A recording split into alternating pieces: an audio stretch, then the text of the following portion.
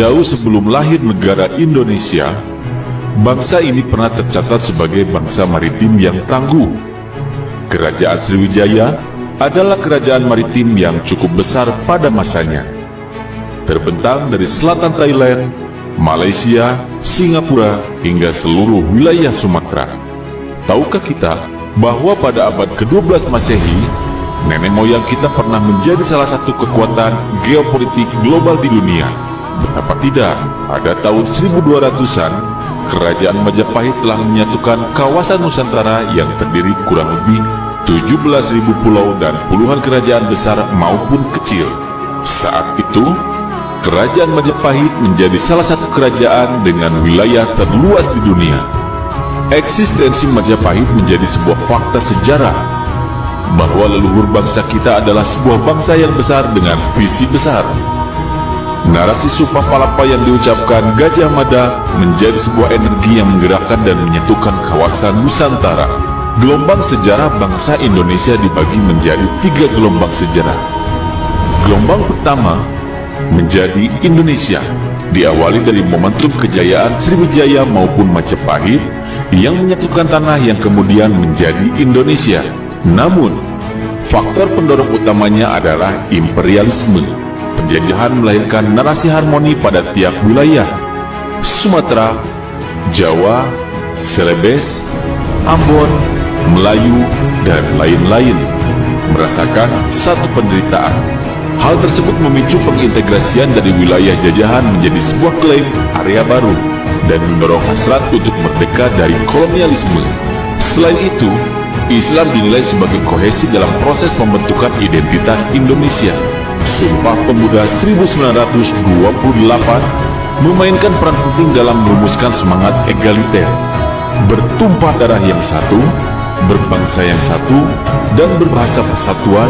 Dan ini adalah narasi terbesar kedua setelah Sumpah Palapa. Gelombang kedua. Gelombang berikutnya menjadi negara bangsa modern.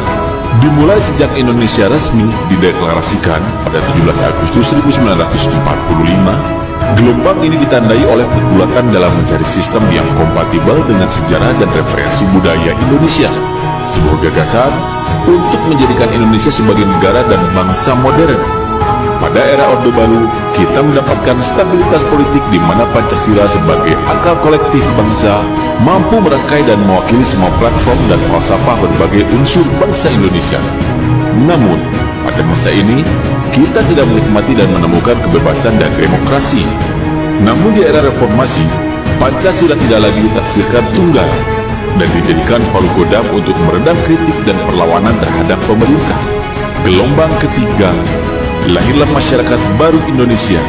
Karakteristik masyarakat baru ini antara lain adalah kelas menengah baru yang terhubung atau well connected dengan lingkungan global melalui internet. Globalisasi juga memberikan dampak signifikan pada gelombang ketiga ini.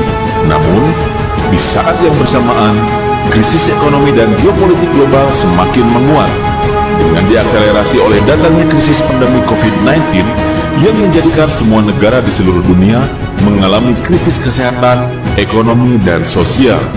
Dengan semua potensi sumber daya alam, pengalaman sejarah, dan kompatibilitas budaya, sebuah gerakan kebangkitan baru Indonesia menjadi niscaya dan merupakan kewajiban sejarah dan agama. Gerakan kebangkitan baru itu bertujuan meletakkan visi sejarah baru yang berjangka panjang, yang akan menjadi peta jalan dan arah baru bangsa. Gerakan gelombang kebangkitan rakyat Indonesia itu harus kuat dan masif, berderu-deru bagai gelombang samudera dari gelora cita dan cinta yang tak terbendung, menyatukan dan melibatkan seluruh elemen kekuatan rakyat, digerakkan oleh rakyat dan untuk rakyat, karena rakyat adalah pelaku utama sejarah yang berhak dan berkewajiban menentukan masa depan dan jalan sejarahnya sendiri. Langit kita tinggi, tapi kita terbang terlalu rendah. Yang perlu kita lakukan adalah menyiapkan semua perangkat untuk terbang lebih tinggi. Dengan ini, kami persembahkan Akademi Manusia Indonesia, Partai Gelombang Rakyat Indonesia, sebuah sistem pengkaderan dengan tata kelola partai modern yang profesional. Akademi Manusia Indonesia adalah Personal Excellence Academy yang mengutamakan inklusivitas, kreativitas, inovasi, dan dinamis dalam menjawab tantangan zaman. Menghidupkan basic competencies of leadership, yakni critical thinking, creative thinking, communication, collaboration. Disinilah kita bersama-sama menghidupkan jiwa kepahlawanan dan melahirkan profil manusia Indonesia, yakni nasionalis, religius, berpengetahuan, dan sejahtera. Partai Gelombang Rakyat Indonesia. Partai Gelombang Rakyat Indonesia. Pastikan kita berada di garis sejarah dan masa depan Indonesia, menggelorakan semangat untuk menjadikan Indonesia 5 besar dunia. Saatnya menjadikan setiap satuan waktu menjadi satuan prestasi dan kontribusi.